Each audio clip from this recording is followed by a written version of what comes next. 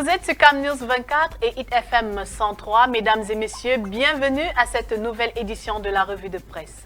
Dans cette revue, Ghislain Kougan va porter à notre connaissance les événements récents qui nécessitent notre attention.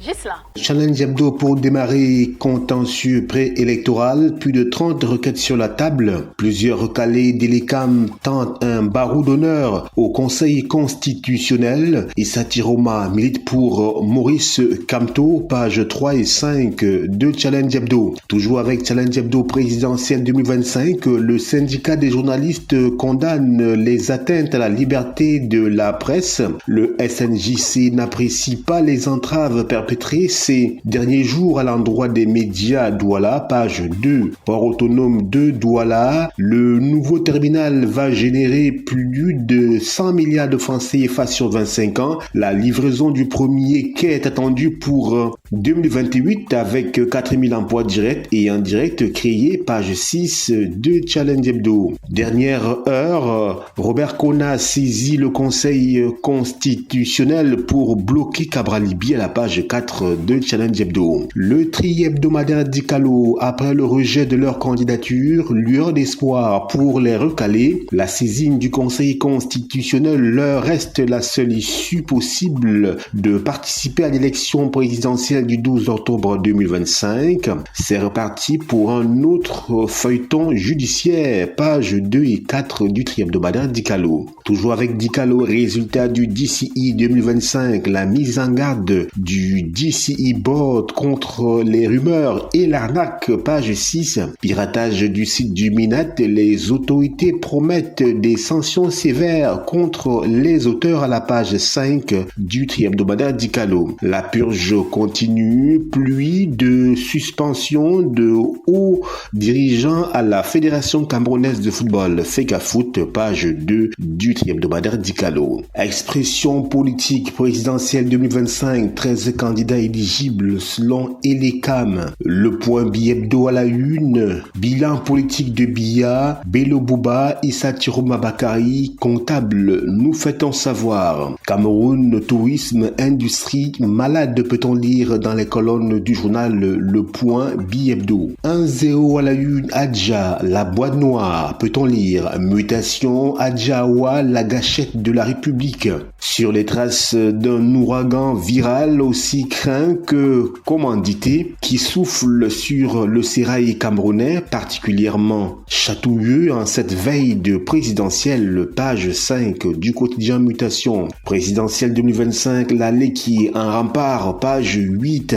Exploitation minière à Kambélé, lettre au président de la République à lire à la page 9 du quotidien Mutation. Chazu 2025, c'est parti à Bertoa, dans la région de l'Est Cameroun, page 4. Cameroun Tribune, la une, contentieux préélectoral, une vingtaine de requêtes. Des postulants à la présidentielle ou leurs mandataires ont défilé hier au siège du Conseil constitutionnel à Yaoundé jusqu'à minuit. Les recours déposés sollicitent globalement l'annulation de certaines candidatures et le rétablissement d'autres. À lire les pages spéciales de Cameroun Tribune de la page 5 à la page 9 de ce numéro. Le quotidien Émergence, contentieux préélectoral, le Conseil constitutionnel sous l'avalanche des recours. Nord Cameroun, les douanes mobilisent près de 6 milliards de francs CFA de recettes au premier semestre 2025. Page 2. Grand Nord, l'ACC s'accroche à Paul Biya, page 4 pour s'en apercevoir. Idéologie, Julien A. Ginkal dissèque le cas Cabral-Libye à la page 8 du quotidien Émergence. Info Matin, Conseil constitutionnel,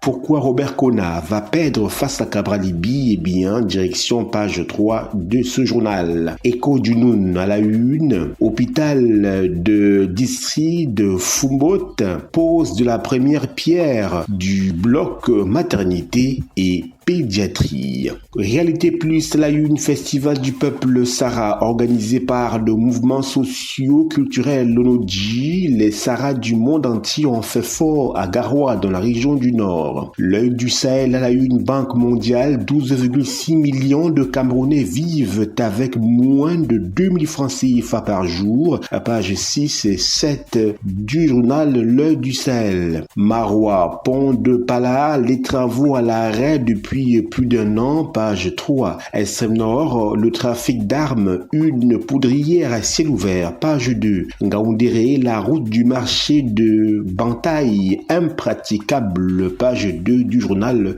L'œil du Sahel. My Hospital, à la une, hôpital régional de Bamenda, un pilier historique de la santé en transformation dans le nord-ouest. Le quotidien de l'économie Yaoundé, plus de la moitié de la population manque d'eau potable. Le Cameroun n'a pas jusqu'ici réussi la mise en œuvre de sa politique dans ce secteur.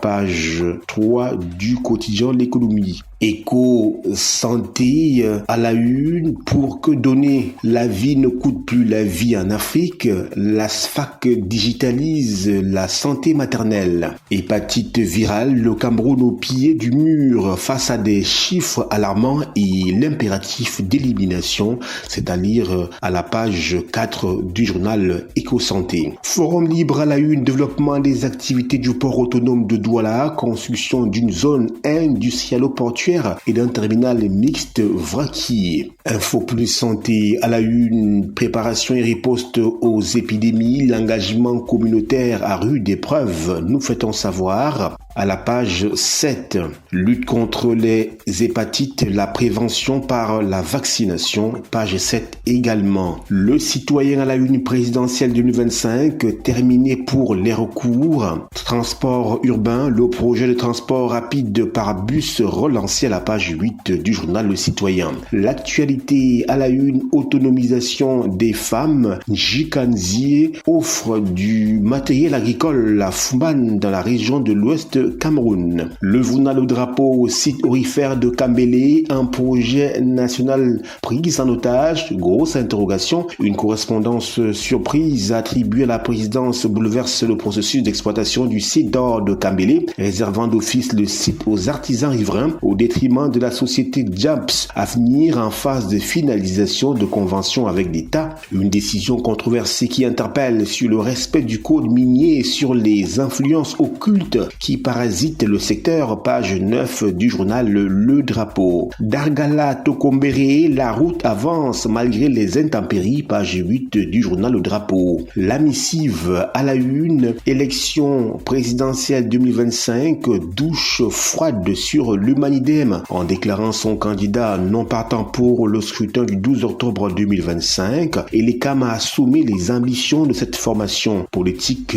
à diriger le Cameroun, page 3 du journal La Missive. Voilà pour ce qui est du tour d'horizon de la presse écrite. Emeline Doudou Amadou, c'est à vous. Merci encore Ghislain pour ce briefing sur l'actualité et nous espérons que vous qui nous regardiez depuis la maison avez été suffisamment informés sur ces événements. Restez connectés sur Cam News 24 et ITFM 103 et surtout restez en compagnie de nos programmes. Au revoir.